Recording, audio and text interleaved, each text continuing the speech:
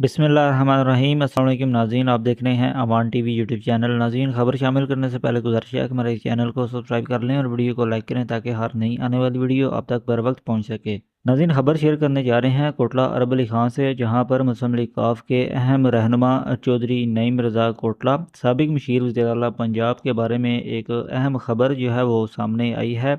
चौधरी नईम रज़ा कोटला, जिन्होंने हाल ही में 2024 के जो इलेक्शन है उसमें भी बीपी 28 से एमपीए का इलेक्शन कंटेस्ट किया मुस्लिम लीग काफ की जानिब से, उनके बारे में एक खबर सामने आई है कि चौधरी नईम रज़ा कोटला को एक बड़ा ओहदा दिए जाने के इम्कानात हैं और बहुत जल्द जो है चौधरी नईम रज़ा कोटला को जो है मशीर वज़ीर-ए-आज़म पाकिस्तान बनाए जाने के इम्कानात हैं। और ख़बर में ये भी जो है वो बताया गया है कि मोतबर ज़राए से ये ख़बर आई है कि चौधरी नईम रज़ा कोटला को बहुत जल्द मशीर वज़ीर-ए-आज़म पाकिस्तान बनाया जा रहा है। ये या नाज़रीन एक अहम ख़बर जो हमने आपके साथ शेयर की है।